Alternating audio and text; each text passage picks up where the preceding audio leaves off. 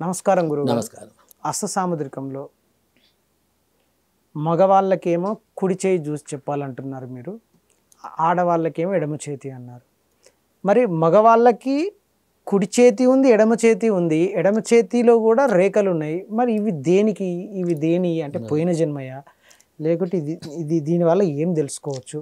అలాగే ఆడవాళ్ళకు left hand అంటున్నారు, మరి రైట్ హ్యాండ్కు ఉన్న రేఖలు అవి దేన్ని సూచిస్తాయి అన్న విషయాలు మా ట్రీ మీడియా ప్రేక్షకులకు తెలియజేయండి.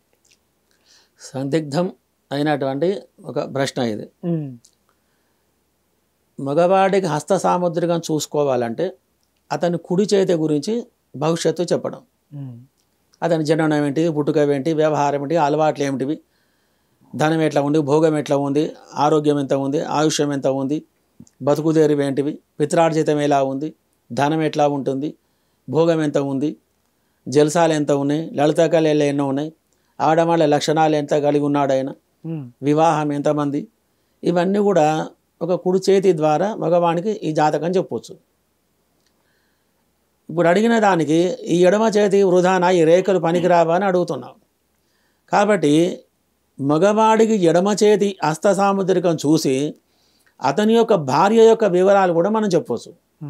భార్య యొక్క వివరాలు, ఒక స్త్రీ గురించి, అతనికి ఎటువంటి అమ్మాయి దొరుకుతుంది, ఎటువంటి లక్షణవంతురాలు ఉంటుంది, అమ్మాయి చదువుకుందా లేదా, కాకముందుగా పెళ్ళైన తర్వాత మారిపోతాయా? పెండ్లి కాకముందు కాదు, ఒక మనిషికి 12 సంవత్సరాల తర్వాత రేఖలు మారవని చెప్పుకున్నాం. అయితే సందేహం ఎడమ చేతి గురించి భవిష్యత్తు మనం తెలుసుకున్నాం. మరి అతనికి వచ్చేటువంటి భార్య ఎలా ఉంటుంది? ఇప్పుడు ఆడవాళ్లకు అతని వచ్చేవారి భర్త విషయాలు తెలుసుకోవచ్చా? భర్త విషయాలు తెలుసుకోవచ్చు. ఇప్పుడు ఎడమ చెయ్యి కారణం ఏంటి, ఉట్టికున్న రేఖలు అని అడుగుతున్నా.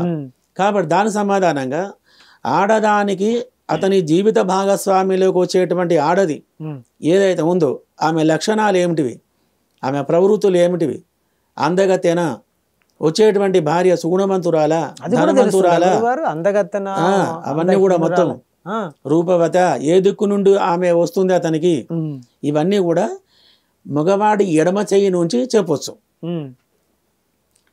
కుడి చేయి చూసి అతని జీవితం గురించి చెప్పాలి, ఎడమ చేయి గురించి అతని భార్య యొక్క లక్షణాలు, వచ్చేటువంటి యొక్క అమ్మాయి స్త్రీ ఏదైతే ఉందో ఆమె గురించి మనం తెలుసుకోవడానికి ఎడమ చేయిని ఉపయోగించుకుంటాం. నా చేతిలో గుణహీనురాలు, బుద్ధిహీనురాలు, అల్పాయుష్కురాలను ఉందని తెలుస్తుంది.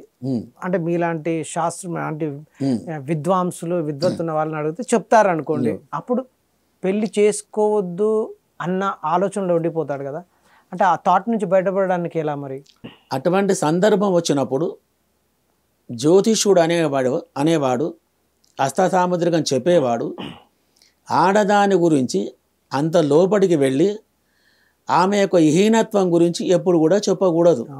అదే విషయం, చెప్పకూడదు.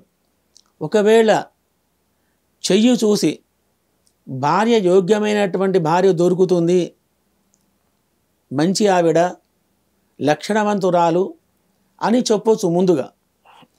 కానీ నీచమైనటువంటి వృత్తి కలటువంటి అమ్మాయి నీకు దొరుకుతుంది అనేటువంటి ఇంత నిగూఢమైనటువంటి యొక్క ఫలితాలు అనేటివి ఎప్పుడు కూడా చెప్పకూడదు.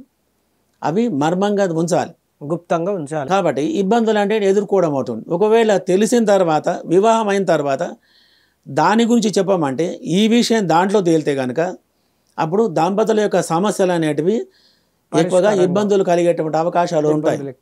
పరిష్కారం తెలిస్తే, వాడు బాగా చేయగలిగితే, నేను సరి చేస్తానేటువంటి సమర్థుడే కనుక అతనైతే విషయం చెప్పి భర్తకే నేను సరి చేస్తానమ్మనేటువంటి ధైర్యం అతని దగ్గర ఉంటే ఈ విషయం చెప్పి వాళ్ళను సరి చేయాలి. ఒకవేళ రాదు, 2 రేఖలు తెలుసుకొని ఈ సమస్య ఉంది అని చెప్పని వాళ్ళకు అనుమానం పెట్టి ఇబ్బందులు కలిగించేటువంటి ప్రయత్నం ఎప్పుడు కూడా చేయకూడదు.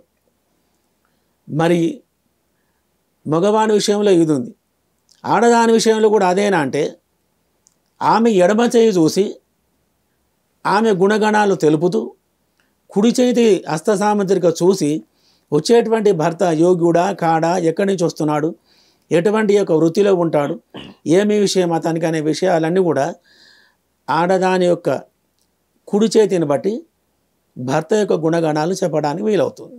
భార్యాభర్తలు వచ్చారు, చూపించుకున్నారు, సంతానం లేదని తెలిసింది. ఆ తర్వాత సంతానం కోసం చేసేటువంటి పూజలు ఏమైనా ఉంటే తెలియజేయండి గురువు.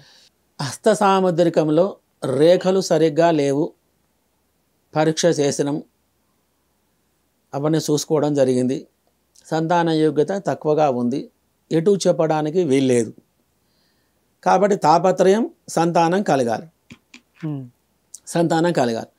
అటువంటి విషయంలో ఈ దంపతులు ఇద్దరు కూడా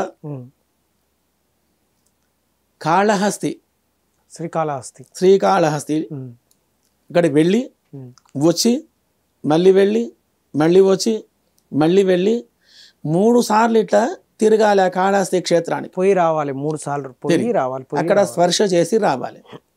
వచ్చిన తర్వాత రాహుకేతు యొక్క దేవాలయాలు ఉన్నాయి తమిళనాడులో. మొదట రాహు ఉంటాడు, లాస్ట్ చివరి క్షేత్రంలో కేతు ఉంటాడు. కాబట్టి ఈ రాహుకేతుల యొక్క గ్రహాలకి ప్రదక్షిణాలు చేసుకొని దర్శనం చేసుకొని వచ్చిన తర్వాత ఇక్కడ సర్పసూక్త పారాయణం అనేది 21 రోజులు చేయించాలి పిల్లలు లేని వారికి. చేసి ఆ తీర్థం అయితే తీసుకున్నట్టయితే బ్రాహ్మల చేత తప్పకుండా మీకు నెల నిలబడుతుంది, సంతాన యోగ్యం కలుగుతుంది భగవంతుని అనుగ్రహం చేత.